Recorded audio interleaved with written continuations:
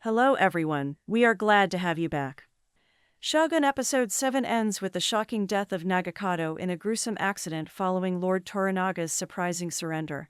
While Lord Toranaga announced the Crimson Sky plan at the end of Shogun Episode 6, any attack on Osaka would only work if he had the help of his brother, Saeki Nobutatsu. However, not only did Saeki not join forces with Toranaga, but he allied himself with the Council of Regents and betrayed his brothers. Toranaga's army was surrounded in Ajiro, putting an end to Crimson Sky before it even began. Worse, when trying to attack Saeki in the hopes of freeing their troops and stopping Yoshi from turning himself in, Lord Toranaga's son was killed. John Blackthorne in particular expressed disapproval of Toranaga's choice, pointing out that they would all perish now that their lord had evidently given up. It is unclear how Nagakado's passing will affect Toranaga in the future, but the chances are not in his favor at this point, unless his surrender is a pretext for a bigger scheme to eventually beat Ishido.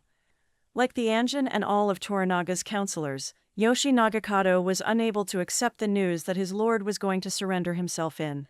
Nagakado and his men assaulted Toranaga's brother and killed some of his samurai with the assistance of Shogun's Lady Kuki, who was staying the night as Saeki courtesan. Nagakado nearly killed his uncle, but Toranaga's son stumbled and fell just as he was lifting high arm to deliver the lat blow with his sword. His head struck a rock, resulting in one of the show's most gory and violent fatalities to date. Saeki claimed that his acts were not worth his nephew's death. It is safe to infer that Lord Toranaga was unaware that Nagakado was planning to assault Lord Saeki that evening. However, it is unknown to what extent. Like in Episode 4, Nagakado did not consider the consequences of his actions before acting, and it backfired. Without the assistance of Lord Toranaga's brother, Crimson Sky would not have been able to function, even if he and his man had been successful in killing Saeki. Nevertheless, Toranaga might reconsider his objectives in light of Nagakado's untimely passing. Toranaga asserts that he will not fight an evil if doing so puts the nation at danger of splitting apart. However, this was his answer to his allies, and it might not be entirely accurate. Toranaga is astute enough to see that he lacks the forces necessary to capture Osaka without his brother's army. Toranaga did not want to think about this possibility in the first place since he believed that Crimson Sky would be a suicide mission with his existing unit. Lord Toranaga was forced to declare that he would return to Osaka and entrust Ishido and the other regents with handling his affairs.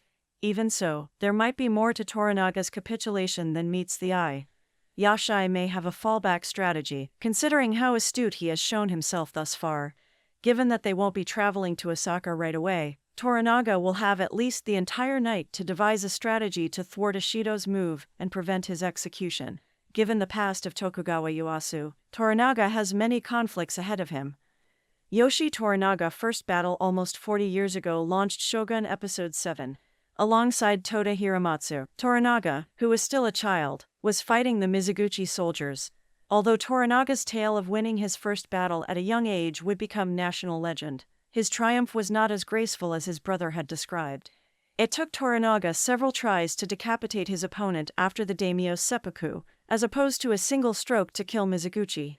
Toranaga is not proud of the gory, untidy kill.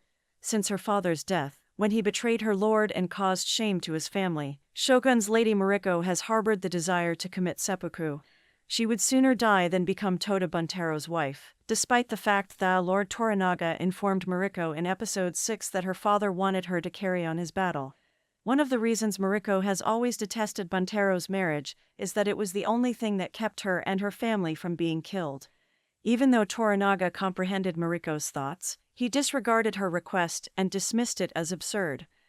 Even though John Blackthorne wasn't initially thrilled about entering this war, he felt personally insulted by Lord Toranaga's surrender. The Anjin are aware that their efforts will have been in vain if Toranaga disappears.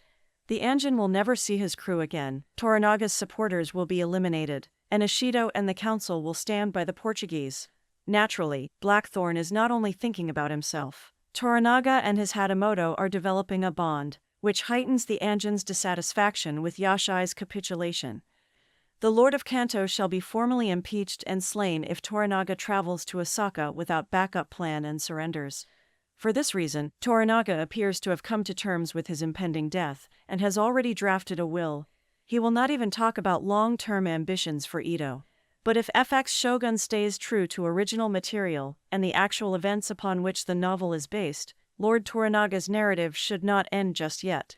Ishido and Yoshi must face off in combat.